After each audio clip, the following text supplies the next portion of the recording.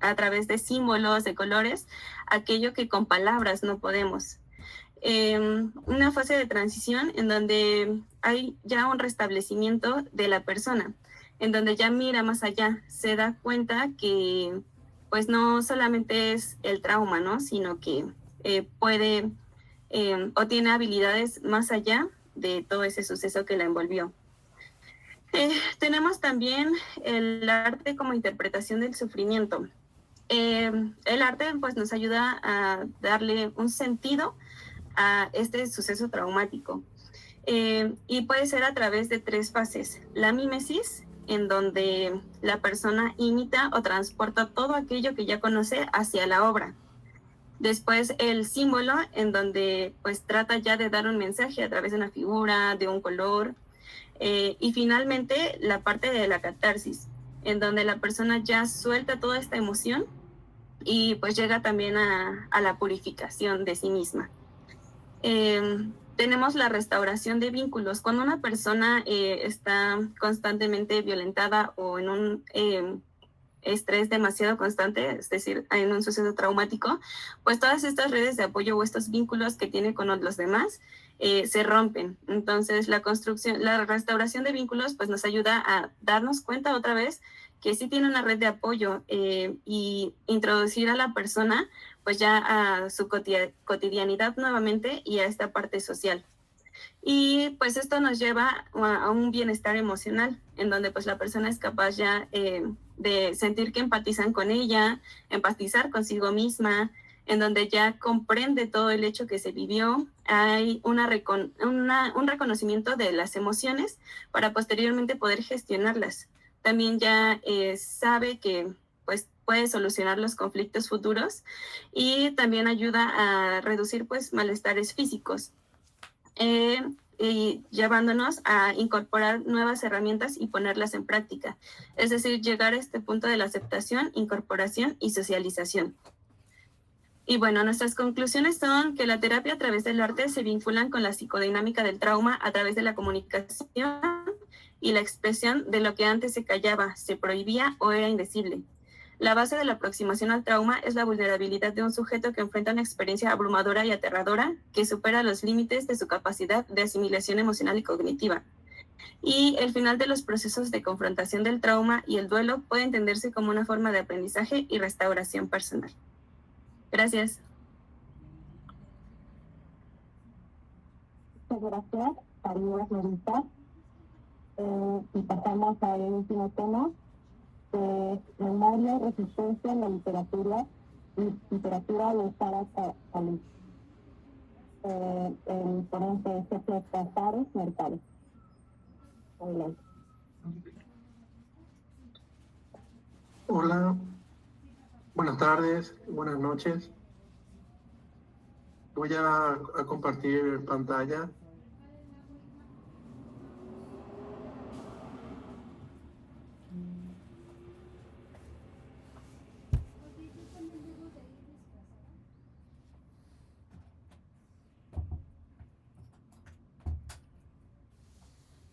Por favor, si me confirman si se ve. Okay. Se ve. Sí, Sergio, se ve bien. Sí, pero va a cambiarlo. Ahí Sí, voy al... sí. Sí. Bueno, muchas gracias por la invitación. Saludos a los colegas. Voy a tratar de ser también breve con el tiempo. Bueno, este es un estudio aproximativo a la obra de una escritora que, por cierto, de la casualidad, ayer cumplió 90 años. Ella vive en Chile ya hace mucho tiempo. Se llama Sarah Karlik. Y bueno, a lo largo de su carrera ha producido aproximadamente una media docena de novelas y una misma cantidad de libros de cuentos. O sea, la cuentística y la novelística, digamos, es la producción principal en su carrera literaria. Y bueno, en esta exploración que yo empecé a hacer de su obra, voy a hablar de dos, especialmente uno, que es este libro de cuentos que está acá. Lo que voy a hacer es hablar de la memoria, porque lo que hice fue darme cuenta que cuando ella escribe, tiene una especial fijación con el tema de la memoria. Hice un análisis de contenido, fui leyendo y releyendo sus cuentos, y bueno, se puede decir como hipótesis de que este librito, más otra novela que digamos, la voy a tocar, pero más superficialmente, que es Nocturno para Errantes Eternos, ambas obras tienen una preocupación especial por la memoria, pero especialmente este libro de cuentos, Entre Ánimas y Sueños, porque se publica cuando todavía la dictadura militar de Stroessner está en vigencia, aunque ya en decadencia. O sea, se publica en 1987, que son ya los últimos años de la dictadura. La dictadura va a caer en 1989, pero ya se notaba la debilidad, ya no tenía la fuerza que tuvo en las décadas anteriores. No olvidemos que esa dictadura duró 35 años. Varios teóricos sobre la memoria fue utilizando para este análisis como un marco teórico. Acá, por ejemplo, está Manuel Cruz. Fui tomando algunos aspectos específicos de las obras de estos teóricos para poder, digamos, enmarcar lo que voy a decir de Sarah Kárlik. Por ejemplo, fíjense cómo dice Cruz, con lo que nos la tenemos que ver hoy es una auténtica industria de la nostalgia. O sea, lo que él dice es que ahora hay muchísimo aparataje que rodean a los individuos y que le fabrican un tipo de memoria especial, le dan una forma de recuerdo que es de producción externa. Eso está en una obra que tienen ustedes ahí, acerca de la dificultad de vivir juntos, que en realidad es una obra que trata sobre la memoria y la historia. Otro teórico muy interesante es Reyes Mate, el filósofo español, igual que Manuel Cruz, también filósofo. Y él, por ejemplo, resalta en su libro Contra lo políticamente correcto, dice: gracias a la memoria se hace visible lo que siempre estuvo allí, pero que ni la historia, ni la razón, ni la moral dieron importancia. Me refiero a las víctimas. Entonces, esto que dice Reyes Mate viene bien a colación de lo de Sarah Kárlik, porque ella está especialmente mostrando a las mujeres como víctimas de la represión, porque como sabemos, además de ser una dictadura militar, fue una autocracia machista que reprimió en todos los sentidos a las mujeres, temas que están muy bien estudiados ya en toda América Latina. Entonces, es como que la literatura es una forma de expresar esa represión, y que lo vamos a ver en breve con algunas diapositivas que les voy a mostrar, unas citas de la obra de Kárlik. Y esto que me parece interesante mostrar, esto es un extracto de la obra de Paolo Rossi, el pasado, la memoria y el olvido, donde Paolo Rossi nos recuerda la diferencia que hace Aristóteles sobre memoria y reminiscencia. Entonces, la memoria es una capacidad que tenemos nosotros los seres humanos, pero que también tienen los animales. Pero la reminiscencia es exclusivamente humana. O sea, esa capacidad de revivir, esa capacidad de ir hacia atrás, y en el caso específico de Sarah Kárlik, la capacidad de construir memoria. O sea, es una acción política corporal. Eso es lo interesante en ella, y por eso cuando estaba estudiando este libro de Rossi, recordé esta cita y lo puse acá. Bueno, entonces, por ejemplo, fíjense, este es un cuento, Mamá Checha.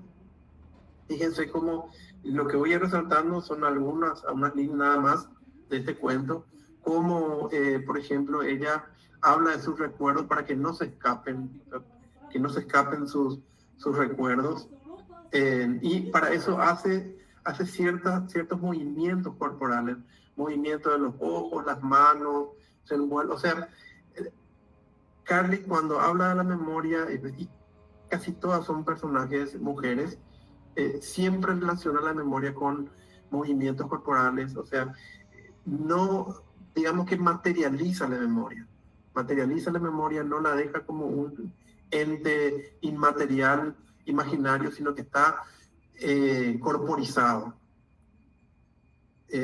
Acá hay un poco más también del mismo cuento. sobre recuerdo, sobre memoria. Fíjense, dice, se mueve solo lo necesario en esos momentos de trance que aprendió por recuerdo, de memoria, por aprendizaje diario. Es solo resto de otros pedazos que alguien irá a juntar para armarla de nuevo, no sea que se deje de hablar de ella y la hagan desaparecer con el olvido, con silla y todo. O sea, constantemente hay un miedo al olvido. Y el miedo al olvido, o mejor dicho, el olvido en sí puede ser combatido construyendo o reconstruyendo la memoria. De ahí que la relación que se puede hacer con la resistencia. Este otro cuento, Rebanando el Tiempo, fíjense que una vez que ella constantemente en sus cuentos toma el tema de la memoria, también aparece el tiempo. Fíjense en esta segunda parte, dice, evoca el olvido, el que se esconde detrás de nebulosas que resisten la reconstrucción. Como que el olvido es un obstáculo, resiste la reconstrucción, pero existe la voluntad política individual. No se olviden lo de Manuel Cruz. Es una cuestión individual, la de reconstruir la memoria, la de volverse resiliente con respecto a las heridas que va sufriendo las víctimas de los cuentos de Sarah Karnik. Inocencio Riquelme, Los Yacarés, este es otro de los cuentos, por ejemplo. Fíjense, como dice, pensó que no era nada nuevo, solo un juego de esa memoria a mal traer, a lo mejor un cuento de la misma Ildefonsa para retenernos los límites conocidos, una forma de protección. Y la última parte, dicen que Inocencio tenía sus años, que fue un error de memoria mal gastada, un desperdicio de memoria. O sea, cómo este personaje es al final una construcción que la misma Ildefonsa fue haciendo y que él mismo se autopercibe de esa forma. Otro cuento, Por la puerta oscura entreabierta, dice, por ejemplo, esta también es una personaje femenino, por evocar he hecho un pozo profundo en la memoria. O sea, ella evoca tanto que hace como un pozo en su memoria. Dice, me pregunto si, como sucede con los espacios que dejan las muelas extraídas, se irá cerrando sin dejar rastro. O sea, tanto evocar, tanto buscarse en la memoria que se hace un pozo en ella, ¿verdad? Pienso que las penas de tanto ser lavadas pueden borronearse sin que se pierdan y el recuerdo tiembla. O sea, de tanto penar, de tanto sufrir, también el olvido va haciendo su trabajo y se puede llegar a borronear eso. Y acá un elemento interesante, ¿verdad? Dice, por eso te escribí.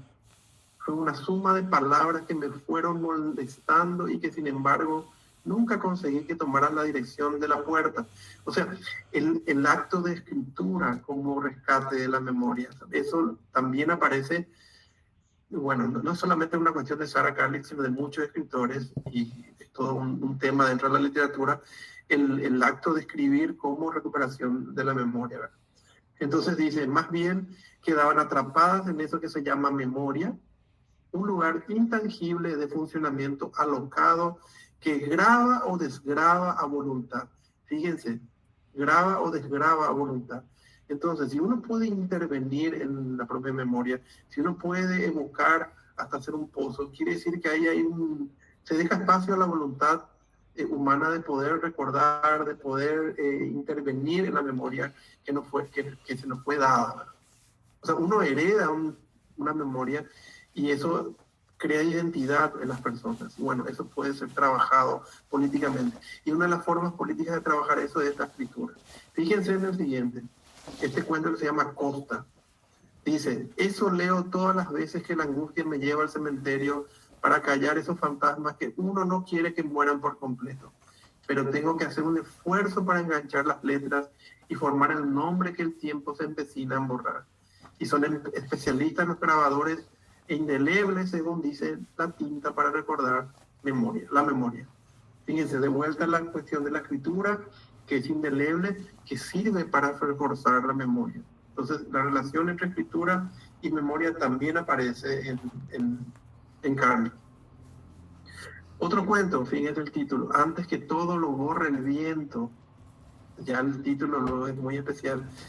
Dice Carmen, ella olvida lo que trae escrito en la memoria, marcado en el recuerdo, apuntado o apuntalando, atizando las cenizas para buscar restos de fuego en ese duelo de ojos de actitud. O sea, cómo la protagonista va atizando, cómo va moviendo, porque, y esto es Manuel Cruz en otro libro, en otro texto suyo, que está en un libro de filosofía de la historia del CSIC. Recuerdo que ahí él hablaba de que el pasado nunca está quieto, el pasado no está fijo, el pasado no está congelado, no es, sino que siempre está vivo porque nosotros podemos recordar. El ser humano tiene la capacidad, eso no se olviden lo de Paolo Rossi, tiene la capacidad de reminiscencia, por lo tanto el pasado siempre está siendo trabajado, siempre está siendo reconstruido. Y esa oportunidad es una oportunidad de resiliencia, de trabajo político. Entonces, esto que muestra acá este cuento, digamos, sirve como ejemplo. Bueno, no sé cómo estoy de tiempo, creo que estoy bien, ¿verdad? Te vas a pasar un poquito, pero ya vamos cerrando la idea. Bueno, cierro con esto porque esta es la parte final. Solamente esto es la novela ya, pasé los cuentos a Nocturno para Errantes Eternos. Fíjense de vuelta cómo en este también es una protagonista femenina. Ella tiene una cuestión muy especial con la memoria. Entonces acá es la cuestión de la memoria heredada. Dice, sufre mermas con el tiempo, dice. Y hace una referencia al tiempo perdido. Entonces como una referencia a Proust.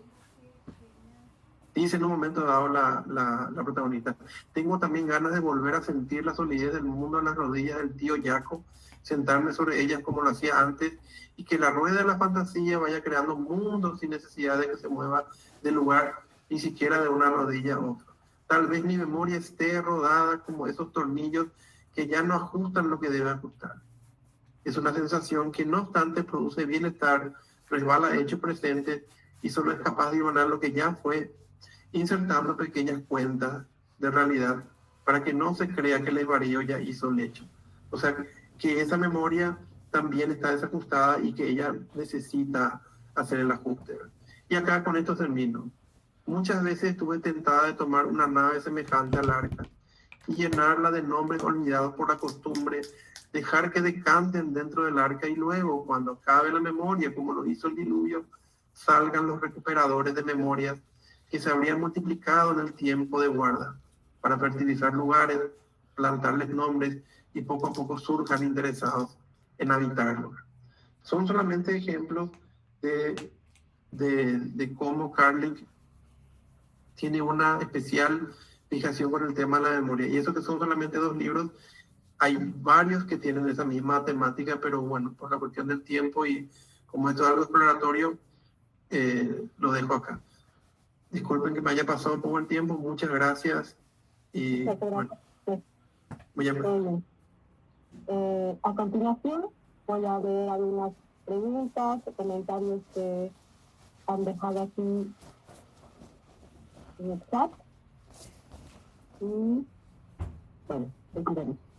Dice Ricardo Andrés Delgado Córdoba, me gustaría en primer lugar comentarle a Fernando que encuentro muy interesante la exploración y la relación que establece entre el exvoto como dispositivo de memoria y sus posibilidades de abordarse de las necesidades subyacentes a la construcción de paz. Teniendo esto en cuenta, quisiera consultarle sobre la posibilidad de ampliar 2 aspectos. En primer lugar, desde el punto de vista metodológico, considerando que el tiempo de la memoria no es diacrónico y secuencial, es tanto corresponde al tiempo de las interpretaciones y no al de los hechos.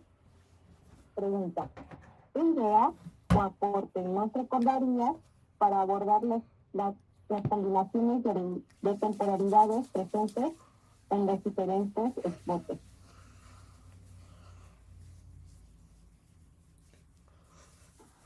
Bueno, son 2 preguntas, ¿verdad? Creo que dice... Sí. La pregunta, aunque ya ha ofrecido algunas claves al respecto, si pudiera ampliar lo siguiente, considerando que dentro de estos múltiples relatos existen diversas versiones del pasado construidas y ofrendadas desde el presente. ¿Cómo podría abordarse la dimensión de los futuros relacionados con la construcción de paz en las comunidades o grupos con la pretensión de fomentar una cultura de paz?